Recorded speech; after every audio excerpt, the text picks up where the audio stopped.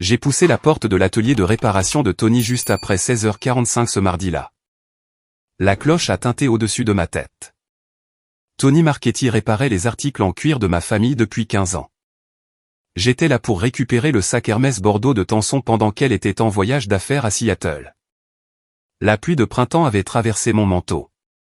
La boutique sentait le vieux cuir et le cirage, une odeur chaude et réconfortante.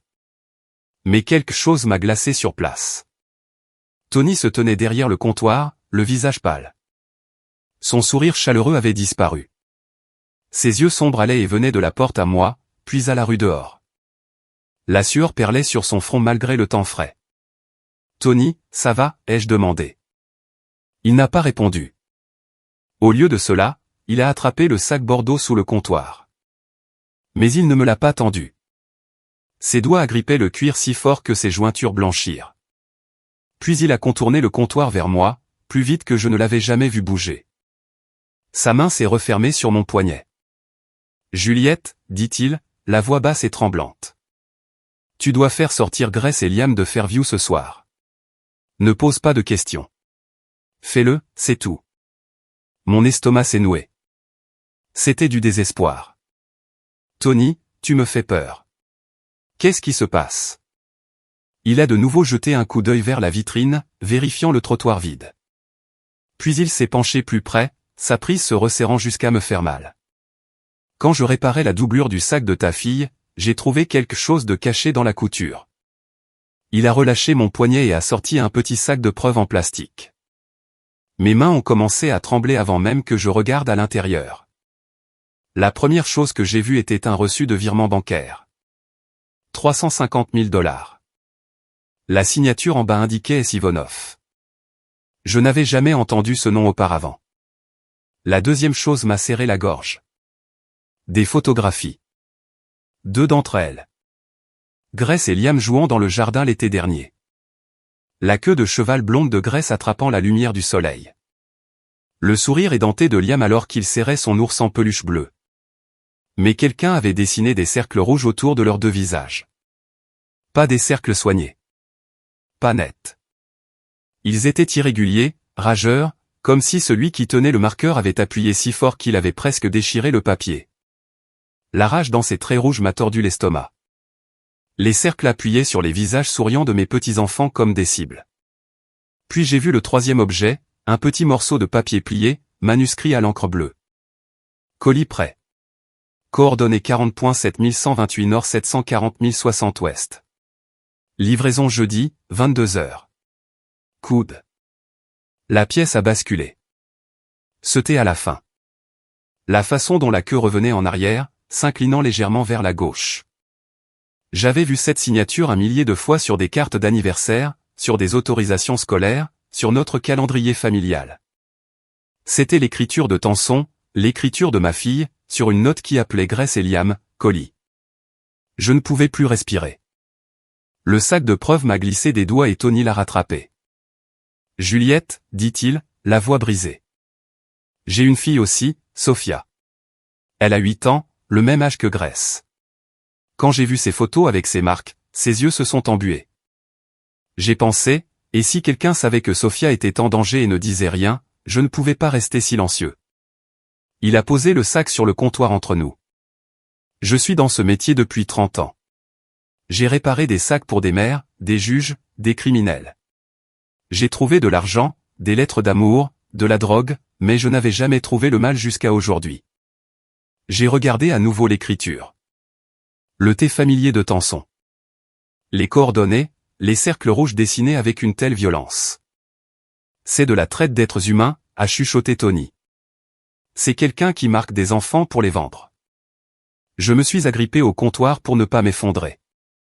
Je me suis souvenu d'avoir trouvé des relevés de cartes de crédit sur le bureau de Tenson le mois dernier, des frais de casino, de sites de paris en ligne. Quand je lui avais posé une question sur un appel d'Apex Collection, elle m'avait sèchement répondu que c'était lié au travail. Ses mains tremblaient toujours quand il était question d'argent. Des dettes de jeu, la signature d'un trafiquant. Mes petits-enfants encerclés en rouge. J'ai quitté la boutique de Tony, serrant le sac de preuves dans mon sac à main. La pluie de printemps me semblait maintenant glaciale sur la peau.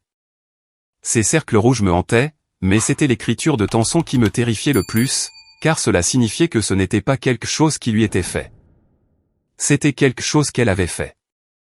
Et j'avais moins de 48 heures avant la livraison de jeudi soir. Je devais appeler Ryan. Je devais sauver Grace et Liam. Mais d'abord, je devais accepter que ma fille était devenue un monstre. Mes doigts ont tâtonné pour trouver le téléphone alors que j'étais assise dans ma voiture devant la boutique de Tony. Le sac de preuves reposait sur le siège passager comme une bombe. Je devais appeler Ryan, mon gendre, le père de ses enfants encerclés. Mais comment dire à quelqu'un que sa femme est en train de vendre vos enfants? Ryan a répondu à la 3e sonnerie. Je pouvais entendre du bruit de restaurant en arrière-plan. Des rires, le cliquetis des verres. Salut, maman. Quoi de neuf? Je suis sur le point de dîner avec un client ici à Denver. Sa voix semblait si légère, si facile que j'ai failli ne pas pouvoir parler. Ryan, tu dois m'écouter très attentivement. Ma voix s'est brisée. Quelque chose ne va pas du tout avec Tanson. Silence. La musique de fond s'est estompée. Il sortait. Maman, de quoi tu parles? Tanson est à une conférence à Seattle jusqu'à demain soir. C'est ce que je pensais aussi. Ryan, je viens de récupérer son sac chez Tony. Il a trouvé quelque chose de caché à l'intérieur. Je t'envoie des photos tout de suite. J'ai ouvert notre application de messagerie chiffrée et j'ai photographié les preuves étalées sur mes genoux. Mon pouce a survolé le bouton d'envoi. Une fois que j'aurais fait ça, il n'y aurait pas de retour en arrière. J'ai appuyé sur envoyer. L'appel est revenu immédiatement. Maman, c'est quoi ce bordel? Tony les a trouvés dans une poche cachée. Un reçu bancaire de 350 000 $ signé par un certain S. Ivonov et des photos de Grace et Liam avec des cercles rouges dessinés autour de leur visage, des cercles rageurs comme s'ils étaient marqués. Je me suis forcé à continuer. Il y a aussi une note. Elle dit colis prêt et donne des coordonnées et une heure de livraison, 22 h jeudi soir. Ryan, je reconnais l'écriture. C'est celle de Tanson. La ligne est devenue silencieuse, à l'exception de sa respiration. Rapide, superficielle, comme s'il avait reçu un coup de poing. Finalement. Tu es sûr que c'est son écriture? Je la vois depuis 9 ans sur chaque carte d'anniversaire, chaque formulaire scolaire. J'en suis sûr. Il doit y avoir une explication. Peut-être que c'est pour le travail. Peut-être que quelqu'un l'a piégé. Ryan, les jeux coupés. Ta femme se comporte bizarrement depuis des semaines. Des appels téléphoniques secrets tard le soir, distante avec les enfants. Et maintenant ça. Ce sont tes bébés avec des cercles rouges autour de leur visage comme du bétail à une vente aux enchères. Une autre longue pause.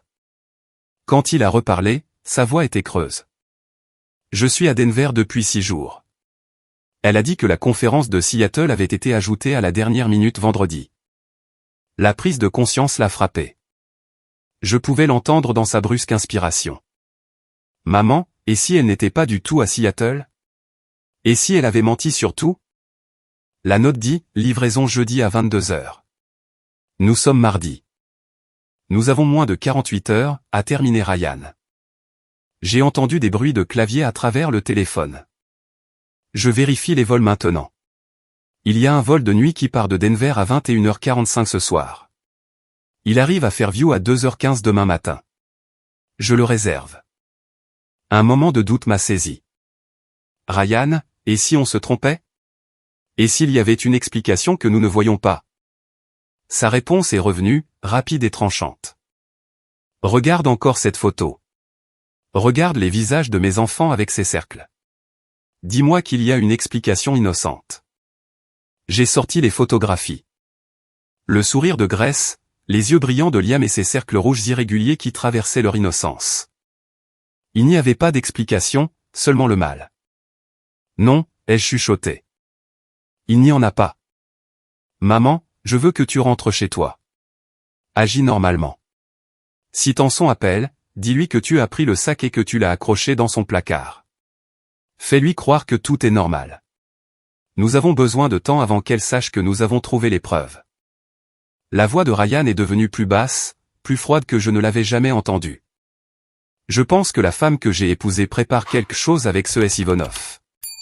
Quelque chose qui implique beaucoup d'argent et qui marque mes enfants comme de la marchandise. Marchandise? Le mot flottait entre nous comme un poison. Je serai là à 2h30 du matin. Ne laisse rien savoir à Tanson. Je ne le ferai pas. Et maman, garde ses preuves en sécurité. Nous allons en avoir besoin. La ligne a été coupée.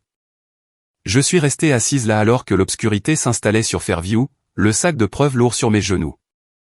Quand je suis finalement rentré chez moi sous la pluie de printemps, j'ai gardé une main sur le sac de preuves tout le long du trajet. Les mots de Tony résonnaient, fais-les sortir ce soir. Mais Ryan n'arriverait qu'à 2h30 du matin. Tanson rentrerait mercredi soir à 18h. Cela nous donnait environ 40 heures. 40 heures pour sauver Grace et Liam de leur propre mère. Le compte à rebours avait commencé. À 5h30 ce matin-là, je me tenais dans l'embrasure de la porte de Grace, la regardant dormir, son lapin jaune niché sous son menton. Comment réveiller un enfant et lui dire qu'elle fuit sa propre mère? On ne le fait pas. On sourit. On ment. On protège l'innocence aussi longtemps que possible. Je me suis assise sur le bord de son lit et j'ai écarté les cheveux de son front. Grace, ma chérie, il est temps de se réveiller. Nous partons à l'aventure. Ses yeux ont papilloté, confus. Mamie, il fait encore nuit. Je sais, ma chérie, mais nous devons prendre un vol tôt. Nous allons voir des montagnes et des chevaux. Grace s'est assise. Où est maman? Ma poitrine s'est serrée. J'avais répété ce mensonge avec Ryan. Maman est occupée par son travail à Seattle, mais papa est arrivé de Denver, et nous avons pensé que toi et Liam adoreriez un voyage spécial. Au bout du couloir, j'ai entendu Ryan réveiller Liam. Nous allons prendre l'avion. Tu pourras dormir dans l'avion. Un avion. Une excitation soudaine dans la voix de Liam. Il est apparu, serrant son ours en peluche bleue. L'ours que nous avions vérifié pour le tracker quelques heures plus tôt. J'ai fait des pancakes pendant que Ryan se tenait près de la cuisinière, serrant trop fort la spatule. C'est comme des vacances, a demandé Grace, nous observant attentivement.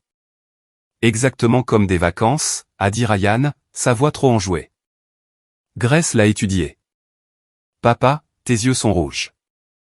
Juste fatigué de mon vol, ma puce. Alors, quand on rentrera, maman sera là. Ryan et moi avons échangé un regard.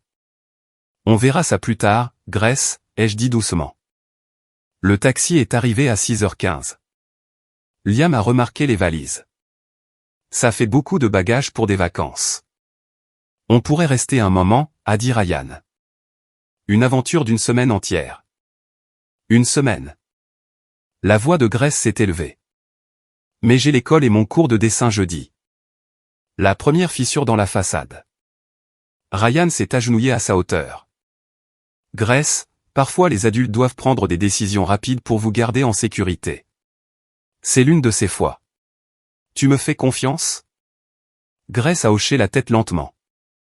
Toujours. Alors fais-moi confiance maintenant. Le taxi est parti à 6h20. Grace a pressé son visage contre la vitre, regardant les rues familières défiler.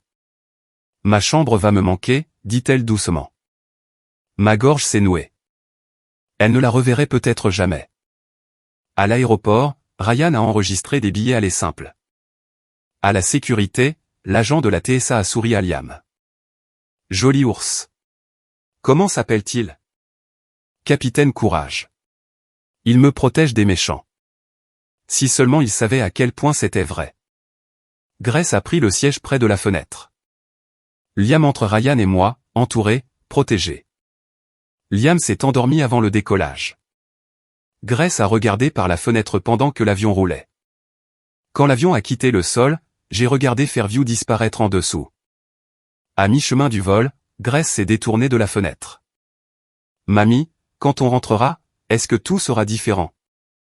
Elle le savait. À un certain niveau, elle le savait. Oui, ma chérie. Tout sera différent. Est-ce que maman sera différente? Je ne pouvais pas mentir. Je ne sais pas. Mon téléphone a vibré. Un SMS de Tanson. Salut maman. Changement de programme. La conférence s'est terminée plus tôt. Je prends un vol plus tôt pour rentrer. Je serai là à 14 heures au lieu de 18 heures. J'ai hâte de voir mes bébés. Prépare-les pour moi. Je t'aime. Bisous. Mon corps entier s'est raidi. J'ai montré le téléphone à Ryan, son visage s'est vidé de toute couleur. 14 heures, a-t-il chuchoté. Nous n'atterrissons qu'à 12h45. Le temps qu'elle arrive à la maison, qu'elle voit la note, qu'elle réalise qu'ils sont partis. Nous serons encore en train de déballer nos affaires chez Paul. Elle appellera. Quand nous ne répondrons pas, elle saura que quelque chose ne va pas. Nous ne faisions plus seulement la course vers Santa Fe. Nous faisions la course contre l'arrivée de Tanson. Nous avons atterri à 12h45, heure des Rocheuses. À 14h, Tanson entrerait dans une maison vide. Elle verrait ma note disant que j'emmenais les enfants rendre visite à un vieil ami. Elle remarquerait que j'avais délibérément omis de dire où. Elle appellerait. Nous ne répondrions pas. Et elle saurait que nous avions découvert son secret. Que ces colis s'étaient échappés, que la livraison de jeudi soir était désormais impossible. Je ne savais pas ce qu'une femme désespérée avec 350 000 $ en jeu ferait. Mais nous avions exactement 3 heures avant que les appels paniqués de Tanson ne commencent. Le ciel bleu éclatant de Santa Fe semblait être une autre planète après la pluie grise de Fairview. Alors que l'avion atterrissait à 12h45, j'ai vérifié mon téléphone. Toujours pas d'appel de Tanson. Elle atterrirait à Fairview dans 75 minutes.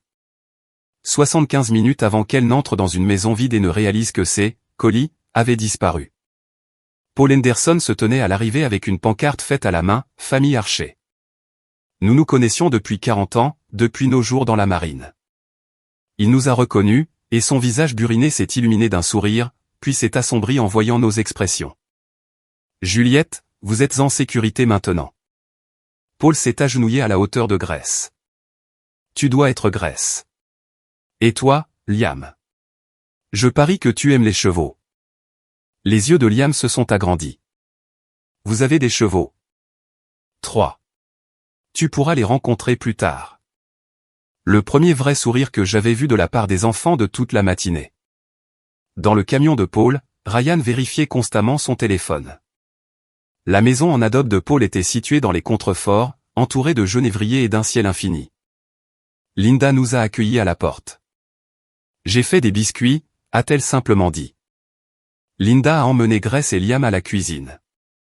Paul nous a conduits, Ryan et moi, dans le salon. « Racontez-moi », a dit Paul. J'ai sorti le sac en plastique de mon sac à main et j'ai étalé le reçu, les photos, la note manuscrite. Paul les a étudiées en silence. Puis, « Seigneur Juliette, c'est de la traite d'êtres humains. » C'est ce que Tony a dit. Mon petit-fils est mort il y a 5 ans. Daniel, il n'avait que 6 ans. Chaque jour depuis, je pense, et si je pouvais sauver un enfant? Ses yeux ont rencontré les miens. Tu me donnes cette chance. À 14h15, mon téléphone a sonné. Le nom de Tanson sur l'écran. Ne réponds pas, a dit Ryan. Pas encore. Je l'ai laissé sonner jusqu'à la messagerie vocale.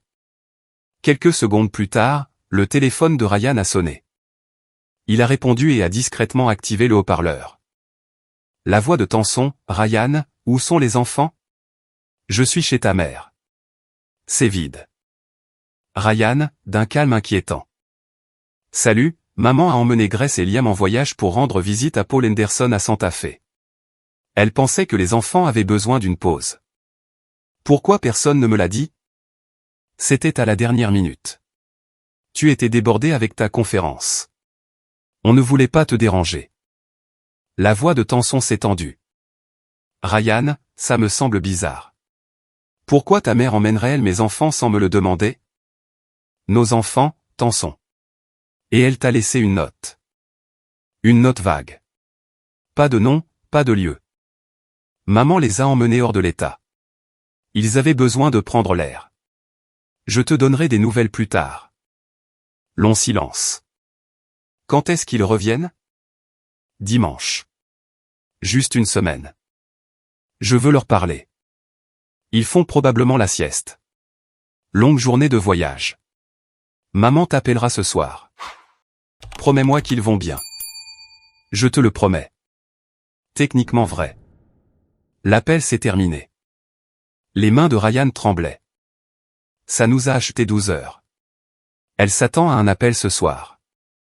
Paul était déjà en train de composer un numéro. Il vous faut un avocat tout de suite. Diana Foster, la meilleure avocate pénaliste de Santa Fe. Elle vous attend à 15 heures. Paul nous a conduits au cabinet de Diana en centre-ville. Un bâtiment moderne, de verre et d'acier. Diana Foster était plus jeune que je ne l'avais imaginé. Début de la quarantaine, tailleur élégant, regard encore plus perçant. Monsieur Bennett, Madame Archer, montrez-moi tout. J'ai étalé les preuves pour la 3e fois en 18 heures. Diana a étudié chaque élément attentivement. Le reçu, 350 000 $, S. Ivanov. Ses sourcils se sont haussés. Je connais ce nom. Diana s'est tournée vers son ordinateur, tapant rapidement. Après quelques minutes, elle a tourné l'écran vers nous. Sergei Ivanov, ressortissant russe de 45 ans, baron présumé d'opérations de trafic international. Le FBI enquête sur lui depuis 5 ans. Plusieurs mandats d'arrêt d'Interpol. Puis Diana a pris les photos de Grace et Liam. Ses cercles rouges. Son calme professionnel s'est fissuré. Mon Dieu, ce sont vos petits-enfants. Oui, ai-je chuchoté. Dans les affaires de traite, lorsque les enfants sont marqués comme ça, c'est qu'ils sont identifiés pour des acheteurs. Les cercles rouges signifient qu'ils ont été sélectionnés. La pièce a basculé. Diana a attrapé son téléphone, a composé un numéro de mémoire. Agent Thomas Blake, Diana Foster, Santa Fe. J'ai une affaire nécessitant une attention fédérale urgente. Traite d'êtres humains. Enfant en danger imminent. Elle a écouté, puis nous a regardés. Il sera là dans 20 minutes. À 15h25, la réceptionniste de Diana a annoncé, l'agent Blake est là. Par la porte du bureau, un homme en costume sombre est entré, un badge du FBI à la ceinture. Il a regardé les photos de Grace et Liam avec ses cercles rouges rageurs, et son expression a changé. Ma sœur, dit-il doucement. Elle a été enlevée par des trafiquants quand elle avait 8 ans, il y a 20 ans. Nous ne l'avons jamais retrouvée. Il a levé les yeux vers moi. Madame Archer, je veillerai à ce que vos petits-enfants ne deviennent pas des statistiques comme ma sœur. Racontez-moi tout. L'agent Blake avait besoin de preuves. De preuves solides. Les photos et les reçus ne suffisent pas, avait-il dit. Nous devons prouver qu'Ivonov et votre fille planifient activement la livraison de jeudi. Nous avons besoin de communication, de dossiers financiers, de preuves d'intention. C'est à ce moment-là que Ryan a pris la décision qui m'a terrifié. Il y a un coffre-fort dans notre chambre, a-t-il dit. J'ai vu Tanson l'ouvrir tard le soir. Elle ne sait pas que je connais la combinaison. Blake s'est penché en avant. Qu'y a-t-il dedans? La mâchoire de Ryan s'est crispée. C'est ce que je vais découvrir. Ryan a réservé un vol à 17h30 pour rentrer à Fairview. Tu es sûr de ça, lui ai-je demandé à l'aéroport. Nous avons besoin de ce qu'il y a dans ce coffre. Blake a été clair, sans plus de preuves, ce ne sont que des soupçons domestiques. Ryan m'a serré dans ses bras. Garde les enfants en sécurité. Je reviendrai demain matin avec les preuves. De retour chez Paul, je me suis assise dans son bureau avec Diana et l'agent Blake, le téléphone en haut-parleur, attendant l'appel de Ryan depuis Fairview. À 19h45, heure de Fairview, mon téléphone a sonné. La voix de Ryan. Je suis à la maison. La voiture de Tanson n'est pas là. Toutes les lumières sont éteintes. Agent Blake, procédez avec prudence. Le coffre est derrière la commode. Je l'ai. Clavier numérique. Silence pendant que Ryan entrait le code. Puis, c'est ouvert. Qu'y a-t-il à l'intérieur, a demandé Blake. De l'argent liquide. Beaucoup. Environ 80 000 $. Des passeports. Plusieurs passeports. 3 noms différents. Maria Santos. Elena Rodriguez. Carmen Duca. Tous avec la photo de Tanson. Pause. Attendez. 2 de plus. Des passeports d'enfants. Grace Santos, 6 ans. Liam Santos, 3 ans. Ce sont leurs photos, mais avec de faux âges, de faux noms de famille. Mon cœur s'est arrêté. Des billets. Des billets d'avion pour Madrid, en Espagne. Départ jeudi soir. Blake, combien de billets? Une longue pause. 3 billets. Maria Santos, Grace Santos, Liam Santos. Seulement 3, me suis-je entendu demander. Seulement 3, a confirmé Ryan. Mon nom n'est pas dessus. Le tien non plus, Juliette. Elle prévoyait de les emmener et de disparaître. La voix de Ryan s'est brisée. Sans moi, sans toi. Il y a une clé USB intitulée SI. Blake, prenez-la immédiatement. C'est la priorité numéro 1. Une dernière chose, une photo glissée derrière les passeports. C'est Tanson et un homme. Cadre de plage. Très intime. Décrivez-le, a demandé Blake. Cheveux noirs, très fins, costume cher. Peut-être la quarantaine. C'est Ivanov, a confirmé Blake. Il y a une inscription au dos. À mon cher Sergueï, notre nouvelle vie bientôt. À toi pour toujours, un son, moitié sanglot, moitié hoquet. Bruit de fond, pas pressé, une porte qui s'ouvre, de l'eau qui coule. Il avait couru à la salle de bain. Nous l'avons entendu vomir. Blake a mis notre côté en sourdine. L'homme vient de réaliser que son mariage était un mensonge. Ryan est revenu. Je vais bien. Je suis en train de tout documenter. Bruit d'obturateur d'appareil photo. Maintenant, referme tout et sors de là, a ordonné Blake. Soudain, des phares, une voiture qui entre dans l'allée. Partez, a aboyé Blake. Porte arrière, maintenant. Ryan courant. La porte d'entrée qui s'ouvre. Nous pouvions l'entendre à travers le téléphone. À travers le téléphone, nous avons entendu la voix de Tanson, distante, pourquoi personne ne répond? Ryan a chuchoté, dans le jardin, derrière la remise. Est-ce qu'elle te voit? A demandé Blake. Non, je me dirige vers la clôture du fond. Par-dessus la clôture, dans la ruelle. Je suis en sécurité. Nous avons tous expiré. 15 minutes plus tard, un SMS de Ryan depuis un hôtel près de l'aéroport. J'ai la clé USB, des photos de tout. Vol de 6 heures pour Santa Fe demain. Je me suis effondré dans le fauteuil. Il l'avait fait. Blake m'a regardé. Madame Archer, votre fille n'est pas contrainte. Elle planifie activement d'enlever vos petits-enfants et de fuir le pays avec un trafiquant notoire. La date du mariage, dis-je doucement. Ryan a dit que la combinaison du coffre était leur date de mariage, le 12 avril 2017. Diana a compris. Elle a utilisé le symbole de son mariage pour protéger les preuves de sa trahison. À 21h, j'ai bordé Grace et Liam sous des couvertures dans le salon de Paul. Grace a demandé, « Est-ce que papa va bien ?» J'ai dit, « Papa va très bien, ma chérie. Il sera de retour demain matin. » Mais je savais que demain apporterait de nouvelles horreurs, car l'agent Blake avait dit, « Nous devons analyser cette clé USB. Si elle contient ce que je pense, des communications entre Ivanov et votre fille, elle pourrait exposer tout le réseau de trafic, pas seulement sauver Grace et Liam, mais des dizaines d'autres enfants. » La clé USB que Ryan avait tout risqué pour récupérer pourrait détenir la clé pour démanteler un empire du trafic. Demain, nous apprendrions exactement quel genre de monstre ma fille était devenue. Jeudi matin, 9h, 26 heures après notre fuite de Fairview. 13 heures avant la livraison prévue par Tanson à l'entrepôt. L'agent Blake nous avait réunis dans une salle de conférence sécurisée du FBI. Moi, Ryan, Diana, et 2 spécialistes techniques du FBI. Sur la table entre nous se trouvait la clé USB que nous avions tout risqué pour récupérer. Avant d'analyser la clé USB, a dit Blake, vous devez comprendre ce que nous avons trouvé en la décryptant pendant la nuit. Il s'est tourné vers les écrans montés sur les murs. La première image m'a donné la nausée.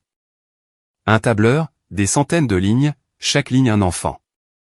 217 enfants, a dit Blake doucement. Âgés de 3 à 14 ans, 18 nationalités, photos, description physique, valeur attribuée. Je me suis forcé à regarder. Des visages. Tant de visages. 14 pays dans le réseau. Ce n'est pas seulement Ivanov. C'est une opération mondiale. Diana s'est penchée en avant. Dossier financier. 18,7 millions de dollars en transactions Bitcoin sur 3 ans. Le compte de votre fille a reçu 840 000 dollars, y compris les 350 000 que nous avons vus sur ce reçu. La voix de Ryan est sortie, creuse. 840 000 dollars en vendant des enfants. Blake a cliqué sur un autre écran. 2400 messages cryptés entre votre fille, Ivanov, et 11 coordinateurs régionaux. Puis il a fait une pause.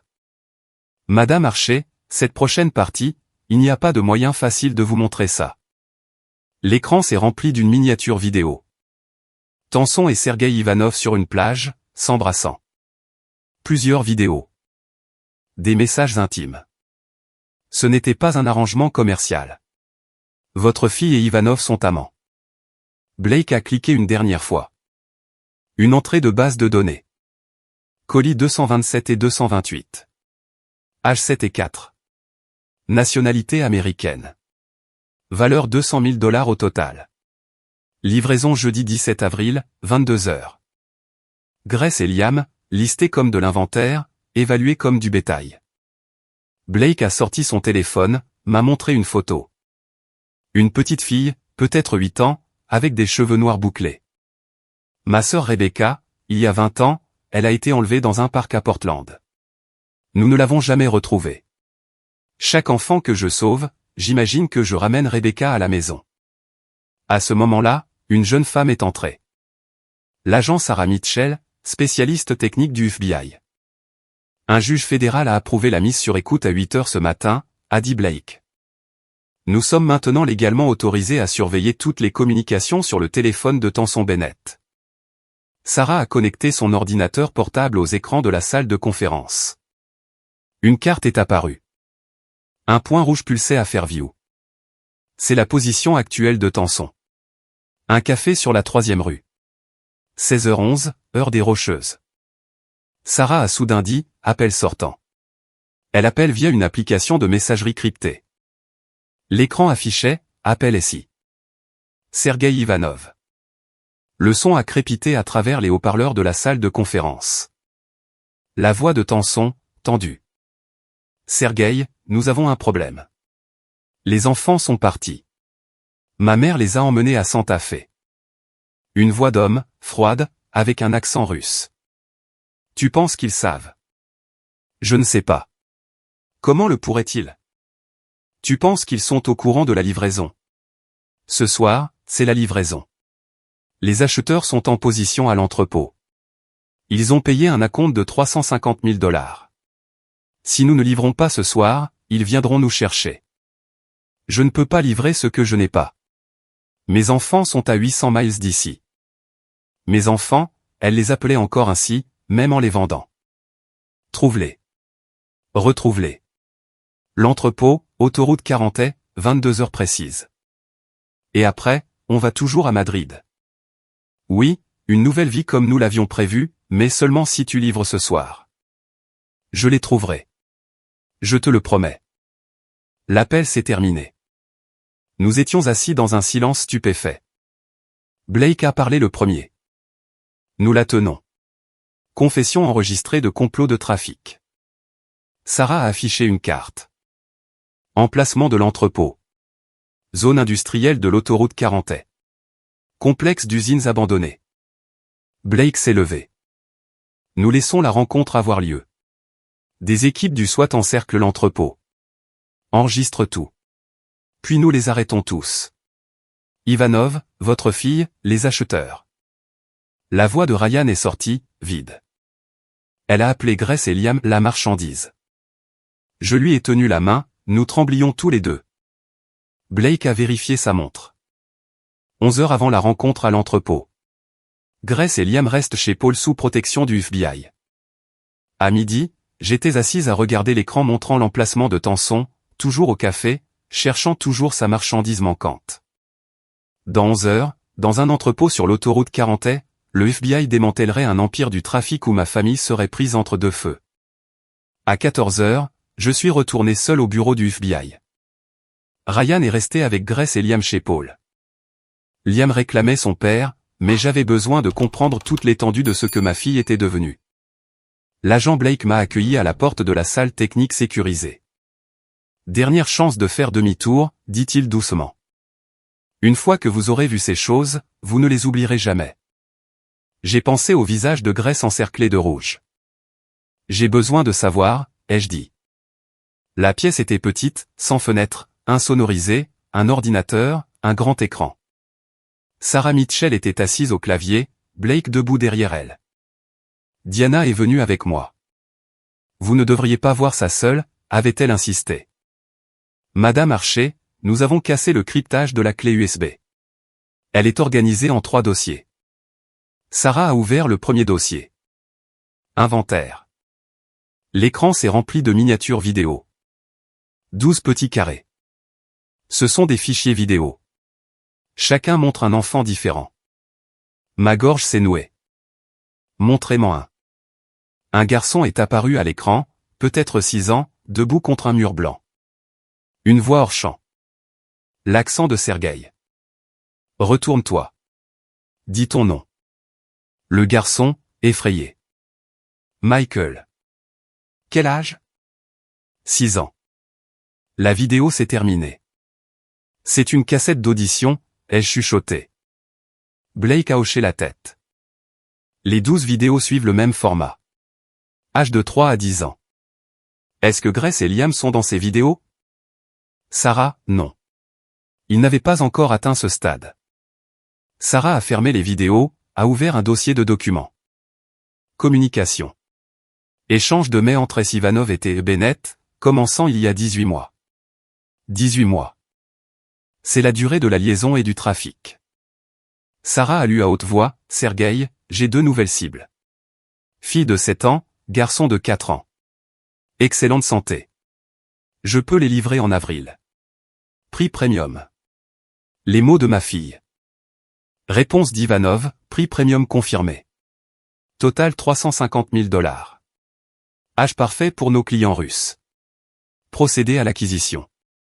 Acquisition, ai-je répété, hébété. Elle appelait l'enlèvement de ses propres enfants une acquisition. Sarah a fait défiler des dizaines d'autres emails. 47 emails au total. Tous professionnels. Discutant de logistique, de prix, de préférence des acheteurs. Blake a dit prudemment, votre fille n'a pas été contrainte. Elle est une participante active et volontaire, une recruteuse. Le 3e dossier contient des fichiers personnels, des photos et des vidéos de Madame Bennett et d'Ivanov. Il y a une vidéo.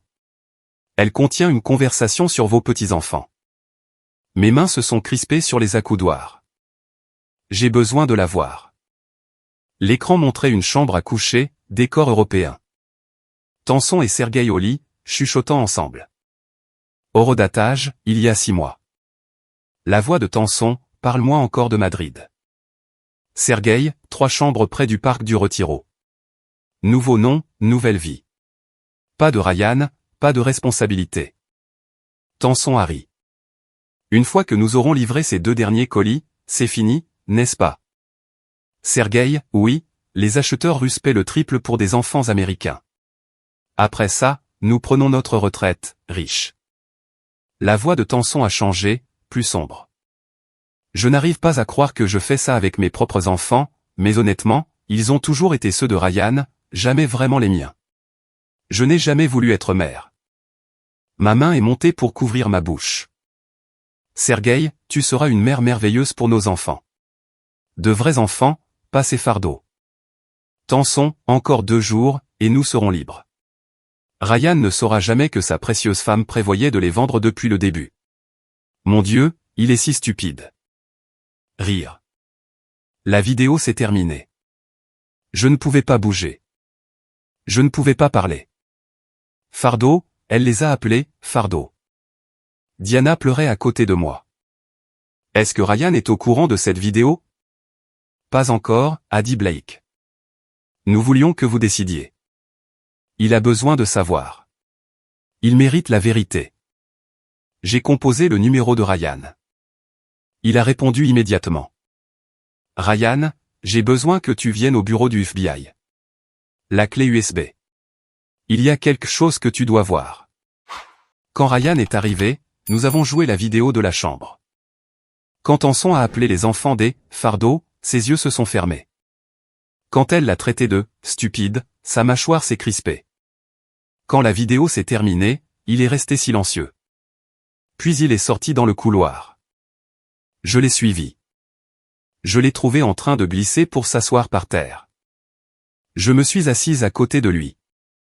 Elle ne les a jamais aimés, a-t-il chuchoté. Je sais. Comment vais-je leur dire? Tu ne le fais pas. Pas encore. Pour l'instant, nous les protégeons. Nous les aimons. Ryan a hoché la tête, a essuyé son visage. L'agent Blake est sorti. Je viens de recevoir un message de notre bureau de Fairview. Tanson a engagé un détective privé, Marcus Webb, il y a 4 heures. Marcus Webb a des liens suspectés avec le crime organisé, a été enquêté 2 fois pour avoir travaillé avec des réseaux de trafic. S'il est sur la liste de Pedivanov, il les trouve pour les livrer directement à l'entrepôt ce soir. Nous devons nous préparer à la possibilité que Marcus trouve l'adresse de Paul. J'ai regardé Blake. Prêt? Comment? En utilisant la maison de Paul comme appât. Déplacer Grace et Liam dans une planque du FBI. Quand Marcus viendra, et il viendra, nous l'attendrons. À midi, heure des Rocheuses, j'étais assise dans la planque du FBI, fixant un point rouge sur une carte numérique. Ma fille chassait les enfants qu'elle avait tenté de vendre. L'agent Sarah Mitchell se tenait à côté de moi, ses doigts volant sur un clavier. Le point rouge représentant le téléphone de Tanson se déplaçait lentement à travers Fairview, s'arrêtant d'abord à l'hôpital général Mercy à 12h15, puis au centre médical Saint-Luc à 12h45. Elle a visité 6 hôpitaux et 3 postes de police en 4 heures, dit Sarah doucement. Blake se pencha par-dessus son épaule. Elle est désespérée. Elle sait que Sergueï la tuera si elle ne livre pas. Ma poitrine me faisait mal. C'était ma fille. La femme que j'avais élevée. Quelque part sous le monstre qu'elle était devenue, une partie d'elle devait encore aimer ses enfants. Pourtant, elle avait marqué leurs photographies de cercle rouge et les avait listées comme de la marchandise. À 16h30, heure de Fairview, le point rouge a cessé de bouger. Sarah a zoomé. 412 Oak Street, bureau 301, bureau de détective privé. Les yeux de Blake se sont plissés.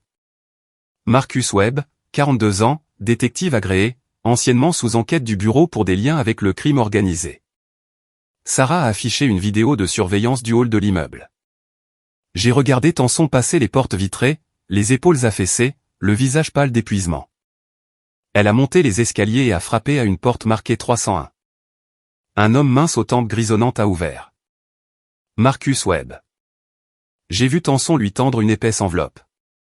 Blake a tapoté sa tablette. Un retrait au guichet automatique ce matin. 5 000 $ en espèces. Elle vient de l'engager pour trouver Grace et Liam. 15 minutes plus tard, Sarah a intercepté le téléphone de Webb. La voix d'un homme, épaisse d'un accent russe, a rempli la pièce. J'ai été engagé par T, a dit Webb. Elle panique. J'aurai un emplacement d'ici 2 heures. La marchandise doit être sécurisée pour ce soir, a répondu Sergueï Ivanov. Les acheteurs sont déjà en route pour l'entrepôt. Si vous échouez, elle paiera de sa vie. Compris. J'ai accès aux bases de données des cartes de crédit. Je vais tracer les achats de la grand-mère. Sarah a mis la ligne en sourdine et s'est tournée vers Blake. Il a un contact dans une banque régionale. Il peut obtenir des relevés de transactions illégalement. À 17h15, heure de Fairview, Webb a passé un autre appel. Mon souffle s'est coupé quand je l'ai entendu dire « J'ai l'adresse. 447 Juniper Road, Santa Fe, Nouveau-Mexique. Je peux y être pour 21h ce soir. » La voix de Tanson, tremblante. Ramène-les. Quoi qu'il en coûte. Blake aboyait déjà des ordres. Déplacez Grace et Liam à la planque secondaire immédiatement. Avertissez Paul Henderson. Nous utilisons sa propriété comme appât. En quelques minutes, Sarah a confirmé que Grace et Liam avaient été déplacés vers un lieu non divulgué à 20 minutes de là. Paul et Linda ont accepté de laisser le FBI utiliser leur maison. Blake a exposé le plan. Une équipe SWAT de 6 agents encerclerait la maison, caché dans les arbres et le garage. Des lumières programmées créeraient l'illusion que la famille était à la maison. Des caméras infrarouges captureraient l'approche de Webb. Diana Foster s'est penchée en avant. Si Webb entre avec l'intention d'enlever, c'est un enlèvement fédéral. Nous pouvons l'arrêter, saisir son téléphone et utiliser ses contacts pour cartographier tout le réseau d'Ivanov. Blake a hoché la tête. Webb tombe dans le piège à 21h. Nous le prenons vivant. J'ai serré les accoudoirs, mes jointures blanches. Le plan était solide, mais la marge d'erreur était infime. Si Webb se doutait de quelque chose, il disparaîtrait. Si Sergei apprenait que le FBI était impliqué, il pourrait déplacer la réunion de l'entrepôt, ou pire, envoyer quelqu'un après Grace et Liam à la nouvelle planque. À 18h, heure de Fairview, Sarah a affiché le GPS de Webb. L'icône bleue se déplaçait vers l'ouest sur l'Interstate 25, en direction de Santa Fe. Blake a vérifié sa montre et s'est levé. Le SWAT se déploie dans 30 minutes. D'ici 21h ce soir, nous aurons Webb en garde à vue et nous serons un pas plus près de démanteler le réseau d'Ivanov. J'ai fixé le point bleu rampant sur la carte. Et dans 3 heures, dans une paisible maison en adobe sur Juniper Road, Marcus Webb tomberait dans une embuscade qui sauverait mes petits-enfants ou détruirait tout ce pourquoi nous nous étions battus. Le jeudi matin à Santa Fe a apporté un faux calme. J'ai aidé Grace à colorier un paysage désertique à la table de la cuisine pendant que Liam construisait des tours de blocs avec Capitaine Courage perché sur son épaule. Linda fredonnait près de la cuisinière, retournant des crêpes au maïs bleu, et Ryan et Paul étaient assis dans le bureau, examinant les fichiers USB sur un ordinateur portable. Les murs épais en adobe semblaient être une forteresse jusqu'à ce que le téléphone crypté de l'agent Blake, posé sur le comptoir à côté de moi, s'allume avec une alerte rouge. Blake a appelé à 9h25. Juliette, Marcus Webb est en mouvement. Ancien flic, détective privé travaillant pour Sergei. Tanson l'a engagé hier. Il vous a peut-être localisé grâce à des transactions par carte de crédit. Restez sur vos gardes. Ma colonne vertébrale s'est raidie. J'ai jeté un coup d'œil à Grace, qui ombrait soigneusement un cactus avec un crayon vert, inconsciente. Merci, Blake. Nous serons prêts. À 10h15, Blake a rappelé, son ton sec. Le bureau de Denver a signalé une requête dans la base de données pour l'adresse de Paul depuis une adresse IP liée au bureau de Webb. Arrivée estimée à midi. Des agents locaux sont en route. J'ai posé le téléphone et je suis entré dans le bureau. Ryan a levé les yeux de l'ordinateur portable. Qu'est-ce qui ne va pas? Marcus Webb sait que nous sommes ici. Blake dit midi. Paul s'est levé immédiatement. Je vais verrouiller les portes et allumer les caméras de sécurité. Ryan a rassemblé Grace et Liam. Jouons à un jeu tranquille dans la chambre d'amis de Papy Paul. D'accord. Les grands yeux de Grace scrutaient le visage de son père, mais elle a hoché la tête. Linda m'a aidé à cacher le sac de preuves dans le tiroir du bas de son meuble de couture, sous des rouleaux de tissu. Mes paumes étaient moites de sueur. À 11h30, Blake a confirmé que 2 agents du FBI étaient garés dans une berline banalisée à 2 maisons de là, prêts à intercepter. Je me tenais à la fenêtre du salon, observant la rue. À 11h50, une berline argentée avec des plaques du Nouveau-Mexique s'est arrêtée. Un grand homme en veste bleu marine est sorti, coupe en brosse et lunettes de soleil. Je l'ai regardé scanner lentement la rue. Quelque chose dans sa façon de bouger m'a donné la chair de poule. Je l'ai reconnu sur la photo que Blake avait envoyée, Marcus Webb. Il s'est dirigé lentement vers la maison de Paul, un porte-bloc à la main. J'ai chuchoté dans l'oreillette du FBI que Blake m'avait donnée. Il est là. À 12h, Marcus a frappé. Paul a entrouvert la porte. La chaîne de sécurité était encore en place. Je peux vous aider? Marcus a souri. Ça semblait forcé, comme s'il en faisait trop. Livraison FedEx pour Henderson. J'ai besoin d'une signature. Paul l'a plissé des yeux. Laissez-moi voir votre carte d'identité.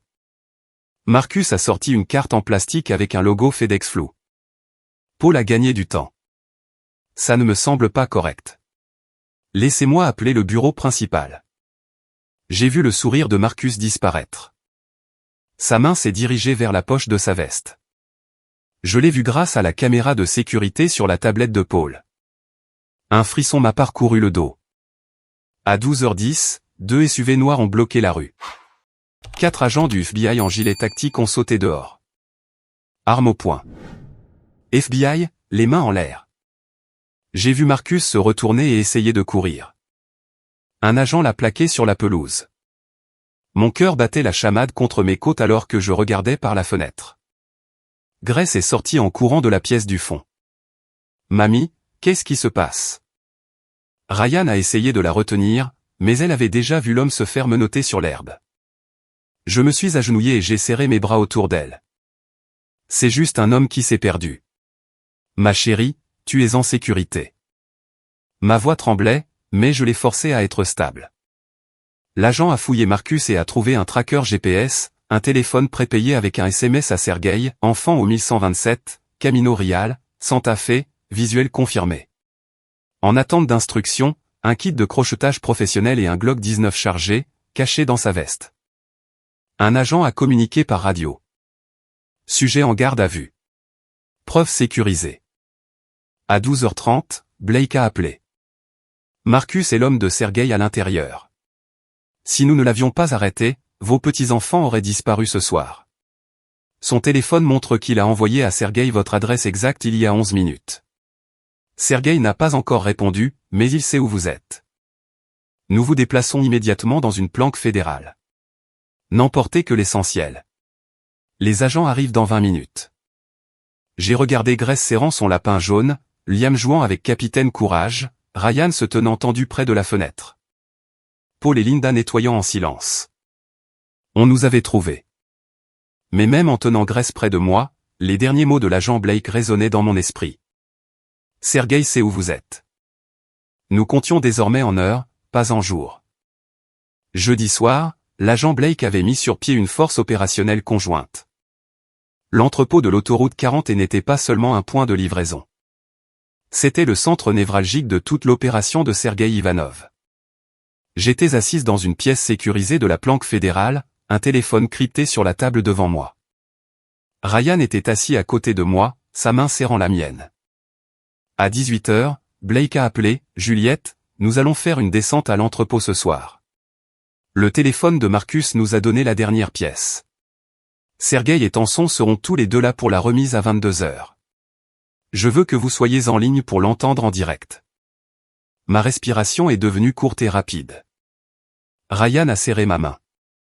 Blake a poursuivi, sa voix sèche et professionnelle, 40 agents, des drones thermiques, 2 équipes d'assaut, des mandats fédéraux pour traite et enlèvement. Nous allons les arrêter. À 18h30, Paul Henderson a appelé. Juliette, tu as été plus courageuse que quiconque que je connaisse. Ce soir, ces enfants rentrent à la maison. Je les remerciais, ma voix tremblante. Blake a expliqué le plan. 3 SUV noirs approcheraient par le nord, phares éteints. Un drone thermique montrait 8 signatures de chaleur à l'intérieur de l'entrepôt, 2 dans le bureau, 6 dans la baie principale. Les équipes attendraient l'arrivée de Sergueï et Tanson, confirmeraient la présence des enfants, puis donneraient l'assaut. J'ai demandé, les noms de Grace et Liam seront-ils blanchis? Blake a répondu sans hésitation, nous veillerons à ce que le monde sache qu'ils étaient des cibles, pas des complices. Le registre les mentionne comme de la marchandise, pas comme des conspirateurs. Mes doigts se sont enfoncés dans le bord de la table. Ryan a versé du café, mais aucun de nous n'a bu. À 20h30, Blake a chuchoté dans son micro, nous sommes en mouvement. L'entrepôt est à 12 miles à l'est. Le drone montre des lumières à l'intérieur, 2 véhicules sur le parking. À 21h15, une Mercedes argentée vient d'arriver. Les plaques correspondent à l'alias de Sergueï. Il est à l'intérieur. À 21h40, second véhicule, une Audi noire, la location de Tanson. Elle vient d'entrer par la porte latérale. À 21h50, il décharge des sacs de sport. La thermique confirme des enfants à l'intérieur, au moins 4 petites silhouettes attachées. Le sang a rugi dans mes oreilles. La mâchoire de Ryan s'est crispée. Aucun de nous n'a parlé. J'ai murmuré une prière silencieuse. S'il vous plaît, mon Dieu, faites que ces enfants rentrent chez eux ce soir. À 22h02, la voix de Blake a percé le silence. Feu vert, assaut dans 3, 2, 1. FBI, les mains en l'air. Le haut-parleur a crépité de chaos, des cris, au sol, maintenant. Le cri d'une femme, la voix de Tenson. Elle semblait paniquée, brute. Sergueï a répondu, sa voix froide et accentuée, « Vous n'avez aucune juridiction ici. » Blake, calme et dur, mandat international. C'est fini pour vous. Puis j'ai entendu des enfants pleurer. Lointain, faible. Il semblait terrifié. Le ton de Blake s'est adouci. Ça va, ma puce. Tu es en sécurité maintenant. On te ramène à la maison. Les sirènes ont hurlé. Des cliquetis métalliques, des menottes. J'ai réalisé la voix d'un autre agent, 2 suspects en garde à vue. Enfant sécurisé. Mes jambes tremblaient sous moi. La main de Ryan a serré la mienne si fort que ça faisait mal. Nous n'osions pas respirer. À 22h15, Blake est revenu au téléphone. Sergueï et Tenson sont en garde à vue. 4 enfants sauvés ce soir, âgés de 5 à 9 ans, de 3 états différents. Tenson a essayé de détruire un ordinateur portable. Notre équipe technique l'a récupéré. Juliette, nous la tenons. Blake a énuméré les preuves. J'ai attrapé un stylo et j'ai griffonné des notes. 420 000 $ en espèces dans des sacs de sport, un ordinateur portable avec un registre de clients montrant 31 commandes en attente, des téléphones prépayés reliant Tenson, Sergueï et Marcus Webb, des manifestes d'expédition pour Madrid, Prague et Bangkok, et le registre manuscrit de Tenson. La voix de Blake s'est affermie. Colis numéro 227 et 228. Gressa, 7 ans. Liama, 4 ans. Valeur totale, 200 000 $. Livraison jeudi, 22h. Des larmes ont piqué mes yeux mais ne sont pas tombées. J'ai chuchoté à Ryan, elle a mis un prix sur nos enfants. Ryan s'est effondré sur sa chaise. Pendant 1 minute entière, aucun de nous n'a parlé. Les derniers mots de Blake sont arrivés à 22h40. Tenson demande un avocat. Sergueï ne parle pas. Tous deux font face à des accusations fédérales de trafic. Minimum 25 ans, peut-être la perpétuité. Vous et les enfants êtes en sécurité, Juliette. Je l'ai remercié. Ma voix tenait à peine. Merci d'avoir ramené ces enfants à la maison. Blake a répondu, nous aurons besoin de vous à Denver demain pour une déposition formelle, mais ce soir, reposez-vous. C'est terminé. J'ai posé le téléphone. Ryan et moi sommes restés assis dans l'obscurité de la planque. Le seul son était la respiration douce de Grace et Liam depuis la chambre du fond. Mais en fixant le téléphone silencieux, une question me brûlait l'esprit. Comment vais-je dire à Grace et Liam que leur mère ne rentrera jamais à la maison? Vendredi matin, l'agent Blake a appelé avec une nouvelle qui allait tout changer, l'ordinateur portable que Tenson avait tenté de détruire avait été décrypté. Et ce qu'il révélait était pire que tout ce que nous avions imaginé. À 8h15, Blake a demandé, « Juliette, est-ce que vous et Ryan pouvez participer à une réunion vidéo à 9h? Nous devons expliquer à tout le monde ce que nous avons trouvé. » À 9h, Ryan et moi nous sommes connectés au portail sécurisé du FBI depuis la planque. Diana Foster s'est jointe depuis son bureau. Blake est apparu à l'écran à côté d'une jeune femme en blouse de laboratoire, une analyste médico-légale. Mes mains se sont serrées sur mes genoux. Ryan était assis en silence à côté de moi. Blake a commencé. L'ordinateur portable contient 4 ensembles de données principaux. Premièrement, une base de données clients, 143 acheteurs actifs dans 18 pays, avec la plus forte concentration en Europe de l'Est et en Asie du Sud-Est. Deuxièmement, un historique des transactions, 18,7 millions de $ en paiement Bitcoin sur 3 ans. Le compte de Tenson a reçu 840 000 $, y compris les 350 000 $ que Juliette a trouvés. J'ai couvert ma bouche. Le bras de Ryan s'est enroulé autour de mes épaules. Blake a continué. Troisièmement, des profils d'enfants, 217 enfants catalogués par âge, nationalité et préférence des acheteurs. Les photos de Grace et Liam ont été téléchargées il y a 3 semaines, étiquetées et premium américain, très blond, forte demande. J'ai chuchoté d'une voix rauque, elle les a listés comme de l'inventaire. Le ton de Blake s'est adouci. Quatrièmement, les communications. 2400 messages cryptés entre Tenson, Sergueï et 11 coordinateurs régionaux, y compris Marcus Webb. Interpol a émis des notices rouges pour les 11. Ce matin, 6 sont en garde à vue. Les 5 autres sont détenus à Prague, Madrid et Bangkok. C'est le plus grand coup de filet contre le trafic de la décennie. Ma gorge s'est nouée. Diana a pris des notes en silence. Blake est passé aux interrogatoires. Tenson a invoqué son droit à un avocat, mais son avocat, Marcus Griffin, a examiné les preuves et lui a conseillé que la coopération était sa seule option. Elle a accepté de témoigner contre Sergueï en échange d'une peine réduite, probablement 15 ans au lieu de la perpétuité. J'ai demandé, ma voix à peine stable, sera-t-elle un jour autorisée à approcher Grace et Liam? Non, a répondu Diana. La loi fédérale interdit aux trafiquants condamnés d'exercer leurs droits parentaux. Ryan demandera la garde exclusive aujourd'hui. Blake a ajouté, Sergueï Ivanov refuse de parler. Interpol a trouvé des propriétés à son nom dans 6 pays, dont une villa au Monténégro avec une pièce cachée. La police scientifique a récupéré l'ADN de 12 enfants disparus. Il fera face à des accusations dans plusieurs juridictions. Rien qu'aux États-Unis, il risque une peine minimale de 40 ans. Mes épaules se sont affaissées de soulagement. Sergueï ne serait jamais libre. Diana a passé en revue les preuves contre Tenson, les reçus de virements bancaires, la note manuscrite avec sa signature, les faux passeports dans le coffre, les billets pour Madrid sans le nom de Ryan ou le mien. L'entrée de l'ordinateur portable listant Grace et Liam comme colis 227 et 228, d'une valeur de $200 000, son arrestation à l'entrepôt et le témoignage de Marcus Webb confirmant qu'elle l'avait engagé. La voix de Diana était calme mais ferme. Le procureur offrira à Tenson 15 ans si elle plaide coupable et témoigne. Si elle refuse, ils demanderont la perpétuité sans possibilité de libération conditionnelle. Quoi qu'il en soit, elle n'aura jamais la garde. Nous allons immédiatement déposer une demande de garde exclusive pour Ryan. Blake a dit, la juge Helen Pierce a programmé une audience de garde d'urgence pour le lundi 21 avril. Le FBI fournira une escorte de sécurité. À 14h cet après-midi-là, je me suis assise avec Grace et Liam dans le jardin de la planque. Grace coloriait un dessin de la maison en adobe, fredonnant doucement.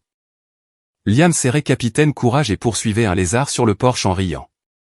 Il ne le savait pas encore, mais bientôt je devrais trouver les mots. À 16h45, Blake a de nouveau appelé. Juliette, vous avez sauvé 217 vies. Les 4 enfants que nous avons sauvés jeudi soir sont rentrés chez eux auprès de leur famille. 12 autres enfants ont été localisés vivants grâce aux données de l'ordinateur portable. Votre courage a tout déclenché. Ma voix tremblait. Quand pourrons-nous rentrer à la maison? Lundi, après l'audience de garde. La police de Fairview vous escortera. Le réseau de Sergueï est démantelé. Vous êtes en sécurité.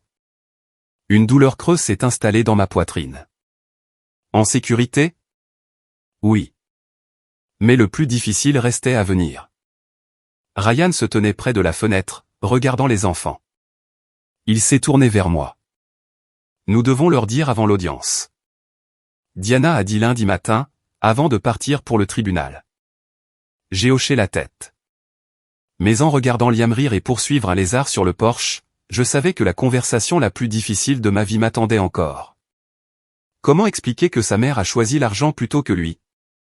Lundi matin, dans la salle d'audience de la juge Helen Pierce, je me suis assise en face de ma fille pour la première fois depuis qu'elle avait tenté de vendre mes petits-enfants, et elle ne voulait même pas me regarder dans les yeux. À 8h45, Blake nous a escortés, Ryan et moi, par une entrée latérale, dépassant une foule de journalistes qui criaient des questions. J'ai aperçu Tenson dans la zone de détention, en combinaison orange, les mains menottées, fixant le sol. À 9h, la juge Pierce a ouvert l'audience. Tenson était assise à la table de la défense à côté de son avocat, Marcus Griffin. Ryan et moi étions assis au premier rang avec Diana Foster. La procureure Hélène Vasquez a commencé. Tenson Bennett, 36 ans, est accusé de complot en vue de commettre la traite d'êtres humains, de mise en danger d'enfants et de fraude. Les preuves incluent des virements bancaires, des registres d'ordinateurs portables, l'arrestation à l'entrepôt et le témoignage de l'agent Blake. Nous demandons la garde exclusive pour Ryan Bennett et recommandons une peine fédérale de 15 ans dans le cadre d'un accord de plaidoyer. Diana a pris la parole. Votre honneur, mon client Ryan Bennett et sa belle-mère, Juliette Archer, ont agi avec un courage extraordinaire pour protéger Grace, 7 ans, et Liam, 4 ans. Nous demandons la garde exclusive immédiate pour Monsieur Bennett et la suppression du droit de visite supervisée de Madame Bennett. L'agent Blake a été assermenté. Il a décrit la découverte à l'atelier de cuir de Tony. Le sac de preuves contenant un reçu de 350 000 $, des photos avec des cercles rouges irréguliers et une note manuscrite. Il a raconté la tentative d'infiltration de Marcus Webb, la descente de l'entrepôt et le sauvetage de 4 enfants. Puis il a témoigné sur les données de l'ordinateur portable, 217 profils d'enfants avec Grace et Liam listés comme colis 227 et 228, d'une valeur totale de 200 000 $. La juge Pierce a demandé à l'agent Blake, selon votre opinion professionnelle, ces enfants étaient-ils en danger imminent? Blake a répondu sans hésitation. Oui, votre honneur. Si nous n'avions pas intercepté, ils auraient été livrés à des acheteurs à Madrid dans les 72 heures. Mes mains ont serré le banc devant moi. Le procureur a affiché les preuves sur un écran, les photos avec les cercles rouges, la note manuscrite et une page du registre de Tanson, vérifiée par un expert légiste. Marcus Griffin s'est levé. Madame Bennett souhaite plaider coupable à toutes les accusations en échange d'une peine de 15 ans. Elle exprime des remords. J'ai à peine entendu la voix de Tanson. Je plaide coupable, votre honneur.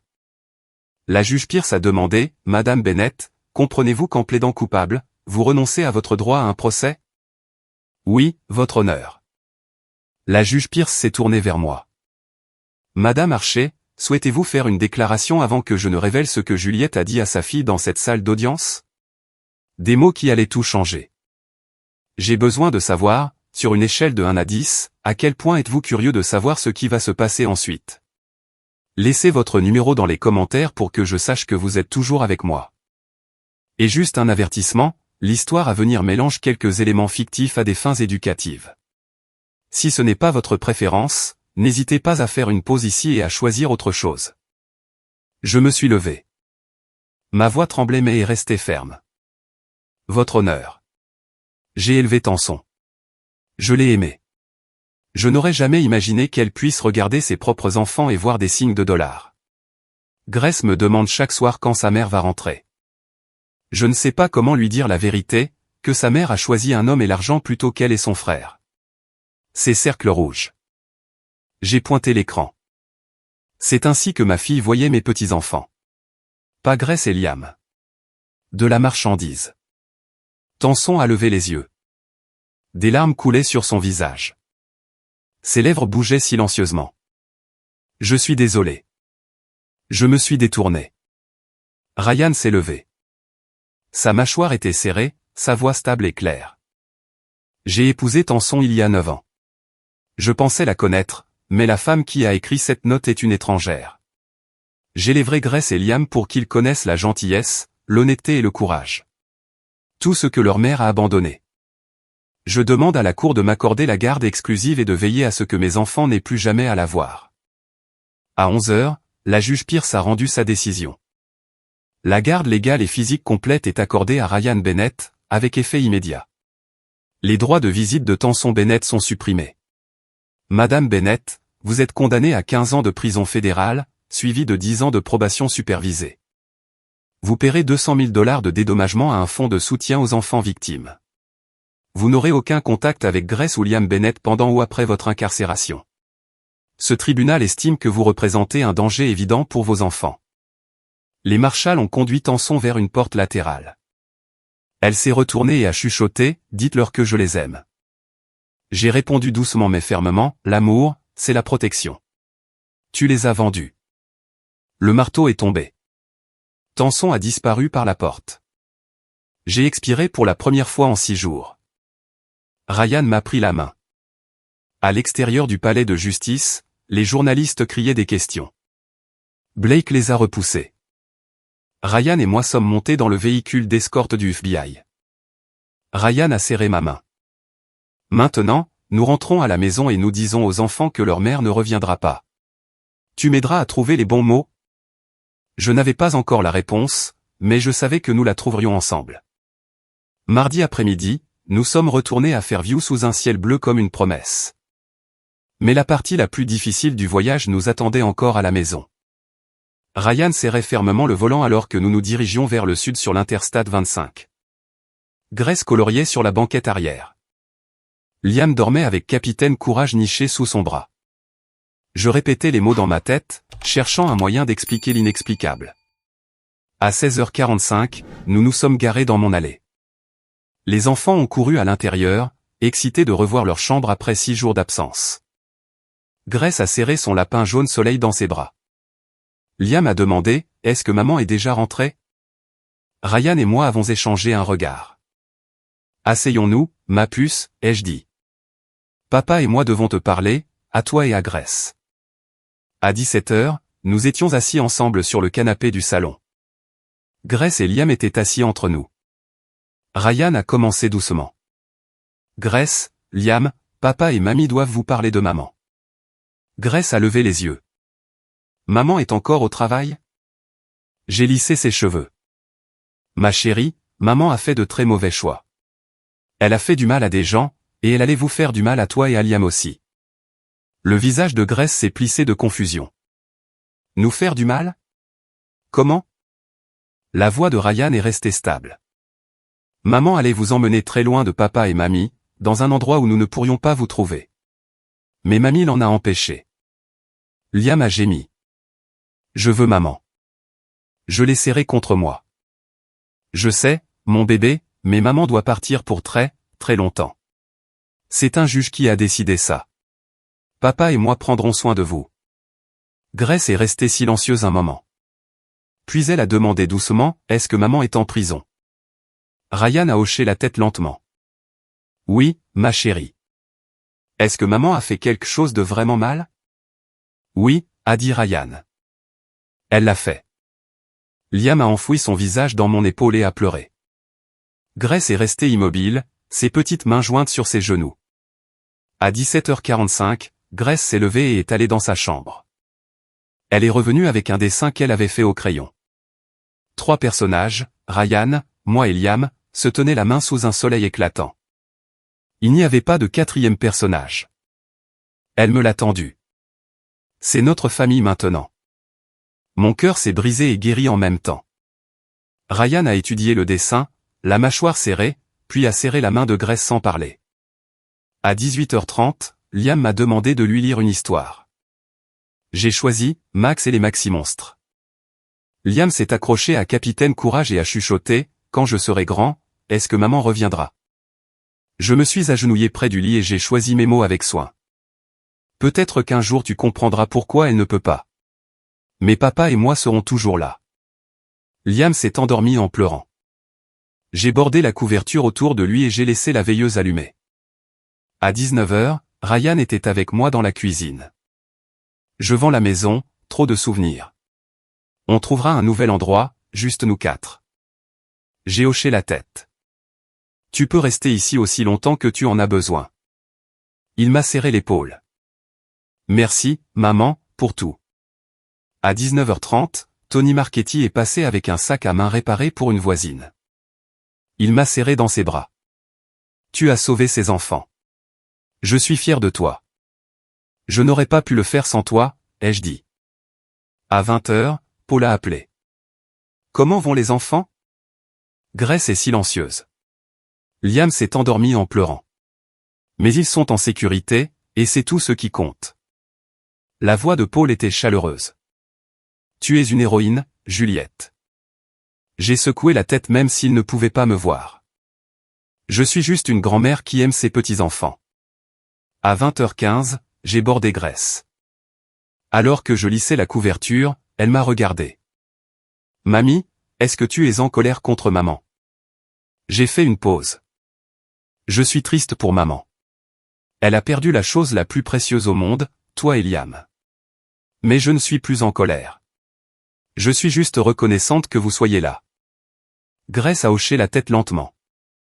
J'ai fait le dessin sans maman parce que je ne pense pas qu'elle veuille être dans notre famille. Je l'ai serrée contre moi. Tu es très sage, ma chérie, et très courageuse. Grace a fermé les yeux. J'ai éteint la lumière et j'ai laissé la porte entr'ouverte. Cette nuit-là, je me suis tenu dans le couloir entre la chambre de Grace et celle de Liam, écoutant leur respiration. Pour la première fois depuis une semaine, j'ai dormi toute la nuit, mais je savais que le chemin de la guérison ne faisait que commencer. 3 mois plus tard, Un samedi de juillet, Grace et Liam couraient pieds nus sur l'herbe de notre nouveau jardin. Et pour la première fois depuis ce mardi d'avril, je les ai entendus rire sans peur. Je me tenais au comptoir de la cuisine, faisant des pancakes. Grace mettait la table.